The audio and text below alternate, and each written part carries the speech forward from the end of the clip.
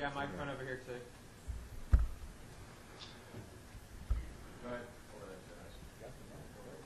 I'm Senator David Hartsuch from Iowa. There we go.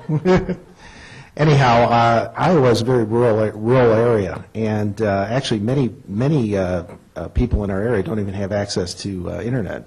Surprisingly, I didn't realize that. But my question is, what would be required in terms of infrastructure demands, and particularly hardware and software? I've been a major proponent in our state for thin client technology, moving away from the PC box on the desk to computing at a distance with nothing but a dumb terminal, which reduces those, or whatever. Yeah, and what I was wondering about is, are there currently software tools out there, for instance, maybe Linux-based, open source, which could reduce the cost of software and hardware requirements, et cetera, or is all you need an internet access? There may be better and more technical answers to your question, but it seems to me that this is a perfect example of the path of the disruption. Like I said, it starts out not so good and starts out appealing to people who don't get the mainstream product as well or as affordably as they want. Well, a lot of folks who live in rural territory with declining enrollments are the perfect population for going online. And all you really need is the broadband access. And to get all the stuff out of the way that, from the standpoint of policies and laws and regulations that make it difficult. But it's the perfect place to start by any measure. And if just getting broadband to the places we don't have it is the problem, that's one we can fix. Who's got the microphone? I do. Detail part. As far as the evolution of this happening, do we foresee still having the 30 students, still having the teacher, each student having a headset, the computer in front of them in a cube, where this might pacify the teachers, not that I'm interested in pacifying teachers, but the evolution of this, or do we see most of these students in individual homes, working strictly by themselves? How's the details of this? So even today, there are a variety of models, and one of the really important things that we have to keep in mind on innovation is that it's not just replicating one model over and over again, but it's allowing these principles that exist in expanding student-centered learning.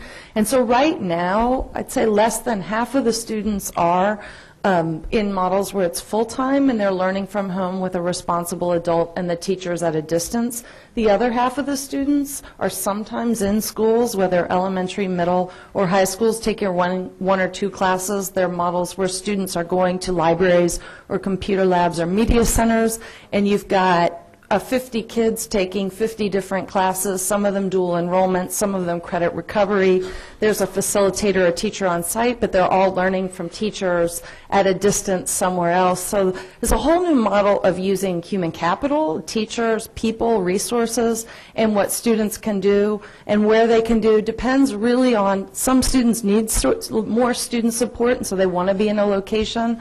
Other kids want the flexibility of real anytime, any place learning from home or anywhere else. Yeah, I think Susan's exactly right, but I just want to emphasize that I think, there are many people, families who would prefer sort of a home situation or a situation that's not rooted in the school, right? So they'll take a whole curriculum and they won't have an actual school that they go to. That's fine. But I suspect that the vast majority of families would like for their kids to go to school. And so I think that the modal solution in the future will be hybrids, where you have schools in which the kids are taking a large percentage of their classes online, but they actually go to school. And so there will be arrangements within the school, because the kids don't have to be they're not learning like from a live teacher necessarily. They're learning most of what they're learning from the computer and from being online, right? And so there are many different ways to do this. I would say just let 1,000 flowers bloom and see what works. But in many situations now, what they do is they have lots of kids in a room. They're all on computers, and there's a teacher there, right? But the teacher doesn't have just 30 kids. The teacher might have 60 kids. Great, right? That's the substitution of technology for labor, right? In fact, this school that I just visited a little while ago, Rocket Ship in San Jose, which is doing a fantastic job educating low-income kids, they have exactly that situation, and they save a lot of money by having the kids spend a certain number of hours on the computer. They don't need as many teachers to supervise them during that time. They save, and that money that they save, they use to provide tutoring for these kids who are falling behind. And that kind of personal attention wouldn't be possible, right, were it not for all the money they're saving as a result of the technology component. So there are a lot of different ways to do this, but I think some sort of hybrid is probably the likely solution in the future for most kids. I'm Giselle Huff. So the elephant is in the room is the fact that we're all going bankrupt. And, states have a constitutional obligation to educate children, but they're going to run out of money like tomorrow. So this is something that we haven't really talked about, and Terry, you mentioned it in passing that some investments must be made, but you just spoke about Rocket Ship, where they're actually saving money with an existing model, which is a hybrid model. And I'm just wondering whether what you think about the urgency that, in fact, this revolution is not only a matter of excitement, but a matter of necessity.